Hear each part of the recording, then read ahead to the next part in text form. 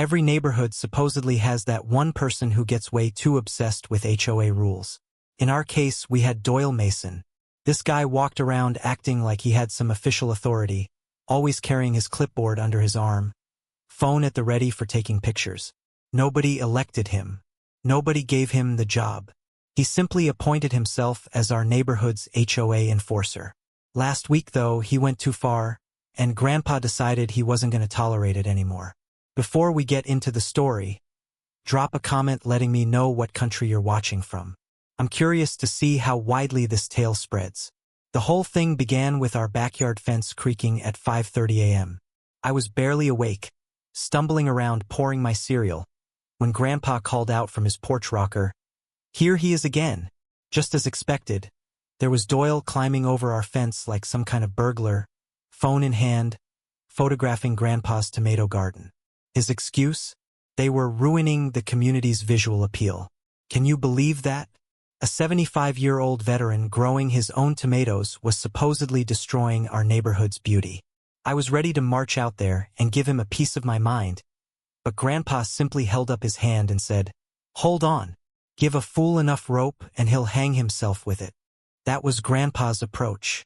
Patient, thoughtful, completely unlike Doyle's frantic behavior. This wasn't Doyle's first time trespassing on our property. We'd caught him snooping around our shed twice before. One time he was even shaking the door handle like he thought we were hiding something illegal inside.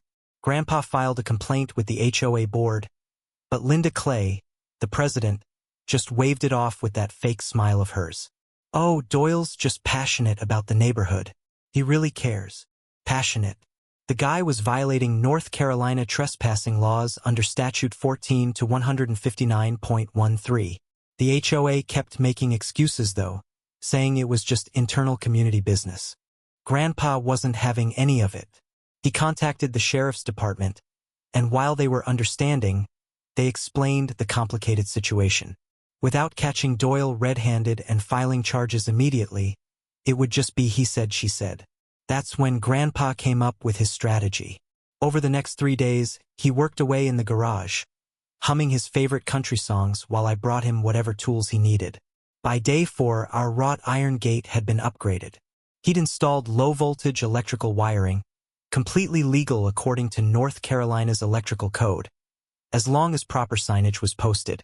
Grandpa put up a bright yellow warning sign that read, "Electrified gate. Trespassers will be shocked." Right on cue, Doyle showed up prowling around before sunrise. Grandpa sat on his porch with his morning coffee while I watched nervously from the window, my heart pounding. Doyle scaled the fence, his boots crunching on our gravel, grumbling about code violations. The moment his gloved hand touched that gate zap, the shock sent him howling like a wounded animal. He stumbled backward, arms windmilling, hit the dirt, then scrambled up and hobbled toward the street. Grandpa never budged from his chair. He just settled back with a satisfied look in his eyes. That, he said quietly, was the sound of karma. The entire street was talking about it. Doyle Mason limping down Maple Court had become everyone's morning entertainment. Neighbors gathered in their driveways, trying not to laugh out loud as our self-proclaimed HOA enforcer attempted damage control. He went around telling anyone who would listen that Grandpa had set up illegal booby traps on his land. But everyone knew what was really going on. They'd all witnessed Doyle's behavior, prowling through yards, measuring grass height with rulers, even peering through people's windows after dark. The man was a neighborhood nuisance, and he'd finally gotten what was coming to him. Doyle wasn't going to go down without a fight, though. By midday, an emergency HOA meeting had been scheduled. I tagged along with Grandpa to make sure things didn't get out of hand, but I should have realized it was going to be quite a show. Linda Clay, our HOA president, took her place at the head of the conference table, wearing her pearls and that permanently fake smile. Doyle sat beside her, sporting a sling on his arm for maximum drama. He pointed at Grandpa like he was identifying a criminal. "This man," Doyle announced, "is putting our entire neighborhood at risk. He's installed some kind of electrified weapon. That gate could have killed me." Grandpa remained completely composed. He calmly leaned forward, placed a folded document on the table and said, "Mrs. Clay, this is an official permit issued under state electrical regulations, completely legal and properly signed. Plus, I installed the mandatory warning signage." Linda tried to find wiggle room. "Legal or not, it's hostile behavior. It goes against our community values. The HOA has authority over property modifications." Grandpa's voice took on that gravelly tone that always made me pay attention. "Authority? Absolutely. Trespassing? Never. North Carolina's trespassing laws clearly state it's illegal to enter someone's private property without permission. Doyle's done it 3 separate times. I'm finished with warnings. Next incident. I'm filing charges and letting a court handle it." You could sense the mood shift immediately. Neighbors who'd been sitting quietly suddenly started nodding in agreement.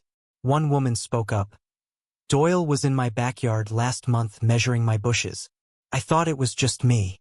Another resident added, "He took pictures of my children's bicycles and reported them as neighborhood eyesores."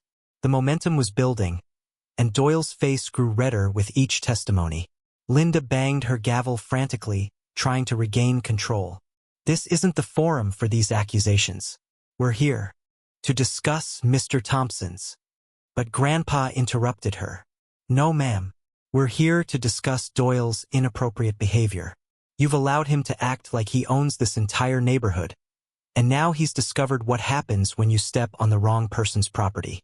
If you're enjoying this HOA drama so far, hit that like button and subscribe, because this story is about to get even more intense." Doyle didn't handle the embarrassment gracefully. Following that meeting, he became even more obsessed. For the next 2 days, he drove his beat-up pickup truck around our block like a predator, slowing down in front of our house as if he was waiting for an opportunity. Grandpa barely seemed to notice. He just continued his routine, sitting on the porch with his thermos of coffee, watching everything like a sentinel.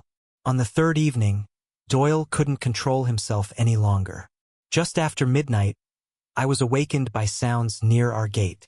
I looked out my bedroom window and saw him there with a flashlight in one hand and bolt cutters in the other, cursing under his breath. He was actually planning to cut through. But Grandpa was ready for him. From his rocking chair, he produced a small handheld remote control. "Watch this, kid," he whispered, his eyes fixed on Doyle. The instant Doyle clamped those cutters onto the metal, Grandpa pressed the button. Zap! The electrical current surged through the wires, and Doyle's body convulsed like he'd grabbed onto a wasp nest. He screamed, dropped the cutters, and fell backward into the mud. Grandpa took another sip of his coffee. "Trespassing again," he observed. Then he aimed his phone at Doyle, video recording already active.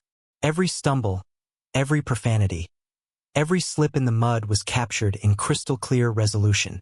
But Doyle wasn't finished. He pulled out his own phone and called 911, screaming, "Attempted murder! This crazy man is trying to electrocute me with an illegal fence." 5 minutes later, police lights were flashing across our yard. Officers emerged from their vehicles, hands near their weapons, taking in the scene. Doyle, covered in mud, shaking, holding his arm, and Grandpa, sitting calmly on his porch like it was any other night. "Sir," one officer addressed Grandpa, "do you have an active electrical system on that gate?" "Ido," Grandpa answered steadily. "It's registered, permitted, clearly marked with warnings, and everything's been documented. Here's all the paperwork." He slid the laminated permit across his porch table without even getting up. Then he handed over his phone with the video still playing. The officers watched Doyle climb, cut, and shock himself in high definition. One officer looked up with a straight face. "So you were trespassing?" Doyle stammered. "No, I was conducting an official HOA inspection." "Inspection?" the other officer questioned. "At midnight with bolt cutters?" The law was crystal clear. According to state regulations, Doyle was guilty of criminal trespassing, property damage, and attempted theft. And his 911 call? That constituted filing a false police report. Another charge added to the pile. The officers handcuffed him right there beside the electrified gate. Doyle ranted about conspiracies, claiming Grandpa was dangerous to the community. But nobody was listening anymore. Neighbors had come out to see what the commotion was about, and this time they weren't whispering. They were applauding. Grandpa leaned back in his chair, glanced at me and said, "Sometimes, son, justice just needs a little voltage." Doyle, meanwhile, sat in the police car, soaked in perspiration, his reputation destroyed, and his self-appointed HOA authority revoked on the spot. The gate he thought he could defeat had become the very instrument of his downfall. Because when you cross a man like Grandpa, you don't just lose the battle, you ignite the explosion that brings your entire HOA empire crashing down.